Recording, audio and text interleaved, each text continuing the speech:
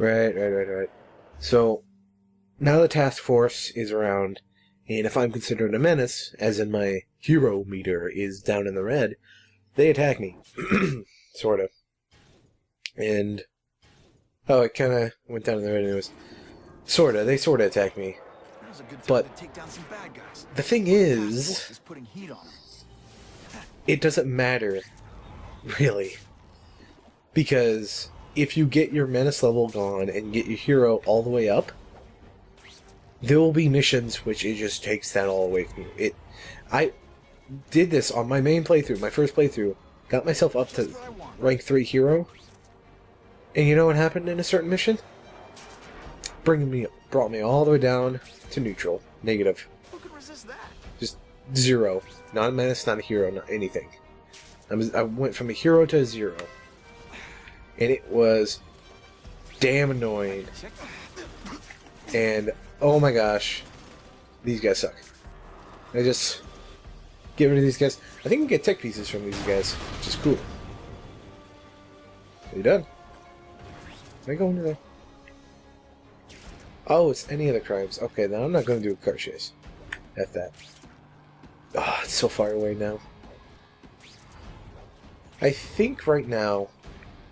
I don't know those guys. I don't know. I think right now it's... this is close. The menace yeah. The menace thing is kind of neutralized, sorta. Because it's... Yeah, there's only these 3 here. Normally there'd just be a bunch popping up. Technically I'm still in the story mission. Sorta. It's... oh, just missed it. It's finicky where the line between story and not comes into play, but... I don't know, it's weird.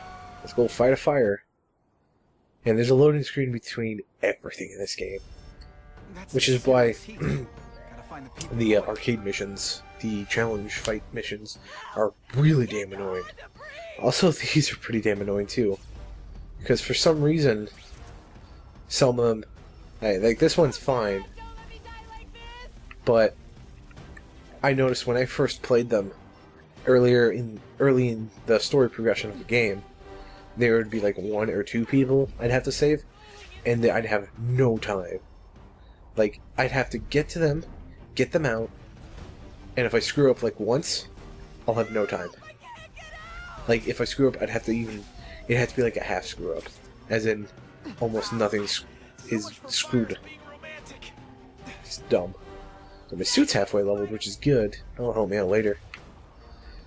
I'll probably not spend too much time in the overworld getting missions and stuff to keep my menace level down. Because, can I show you the world? Yeah, you see, there's a slight debuff on my staff. It's very slight. It goes down more. Like, it's more of a debuff the higher my menace level is. But it's not really super worth it. Like, they want to penalize you and punish you for being a bad person. Firefighters are praising Spider-Man. Also, after each of the stupid mini events, it's hard to talk with someone in here.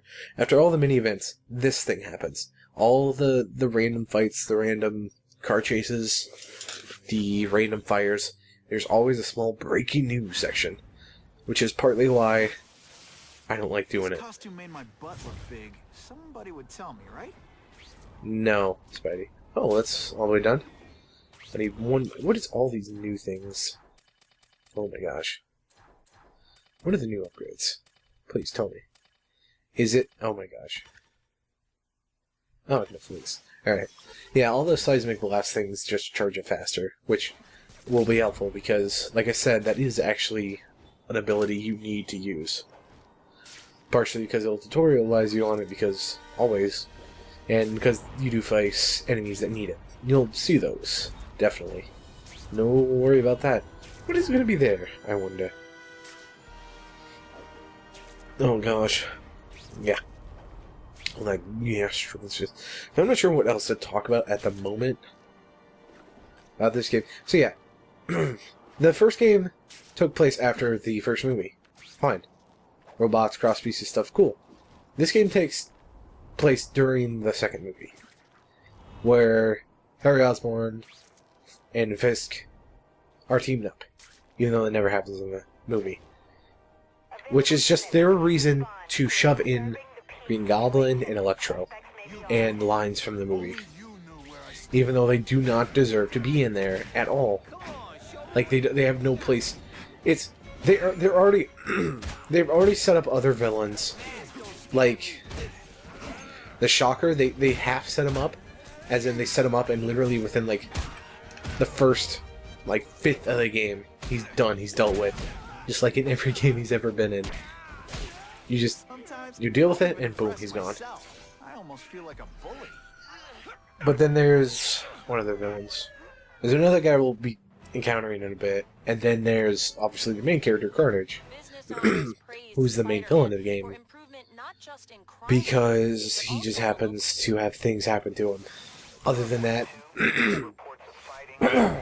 there's not much. So apparently 42 is a big number in the Marvel Universe, because right now Marvel Ultimate Heroes is a big event with that number, and then there's, if you get, oh my gosh, come on.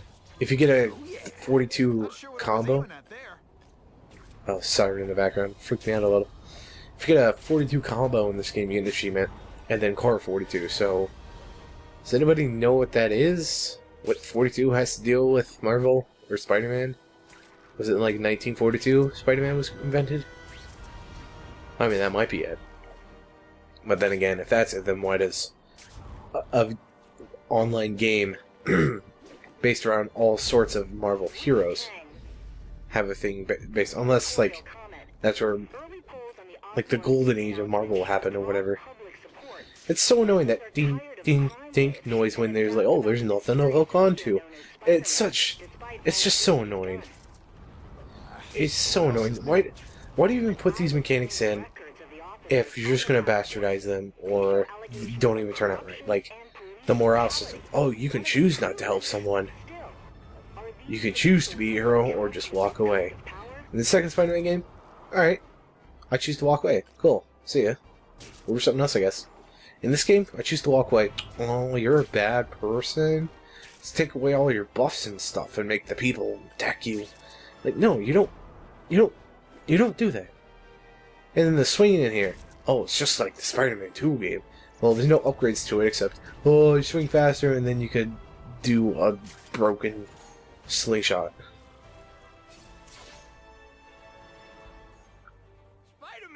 And then you could do a broken slingshot even harder. It's just, you can't hit me up here, silly. Sweet. There's just so much of this game's frustrating. Why do you play it, you ask? Well, I play it because I need to. Because people need to see this. People need to understand. You don't make promises to rehash old glory days and then ruin it by changing it. You don't say, I'm going to make it just like this, and then, wow, pop in there much. Wrapping up bad guys is my thing. What the? I can help you? Okay, Mr. Craven the Hunter. You got my attention. We have shots fired at the bus station. Proceed with caution. Suspects heavily armed.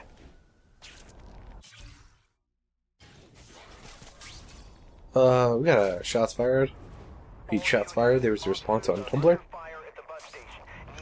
So if I'm correct, which I'm pretty sure I am, this little mini mission will actually be, yeah, this is what a deadlock is in the game.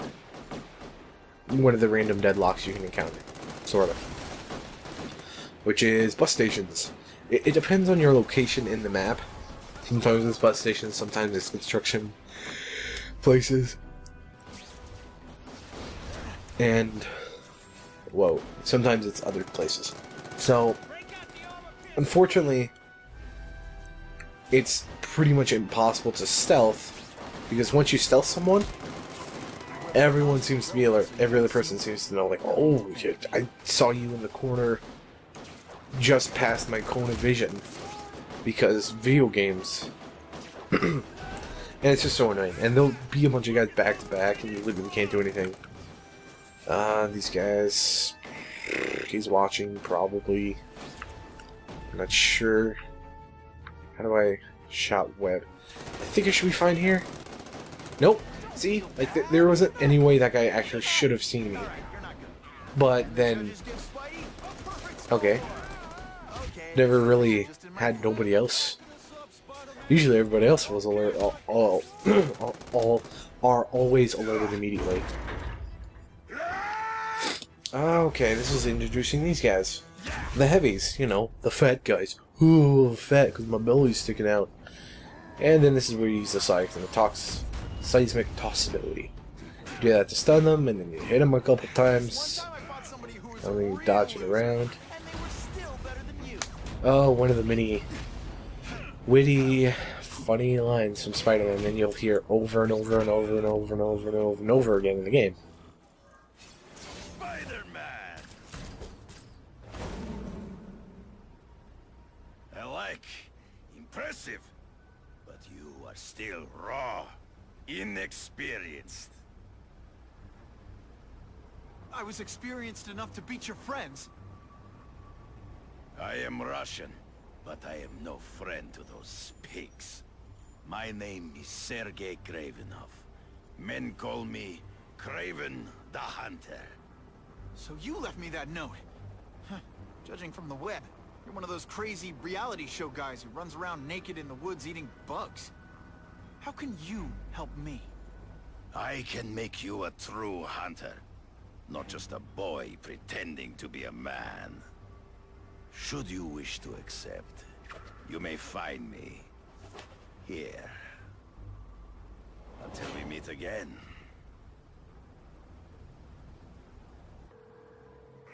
Oh, hi, Steve Bloom. Steve Blum.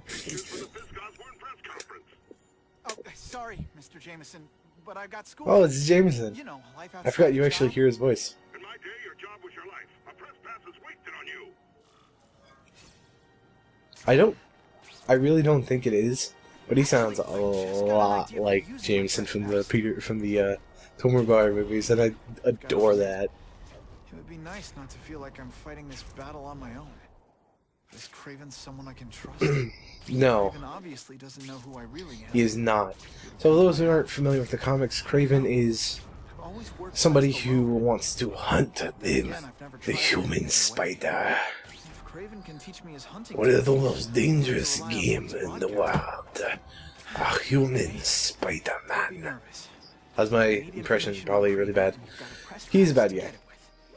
But why is he a good guy for now? Never mind that if he finds Or out why you're is he a good guy photographer right now? reporter, Does he turn bad later? Or is he just a good guy in this game? Well, I don't know. Maybe we'll find out later. Let's enter his loft. His lair, if you will.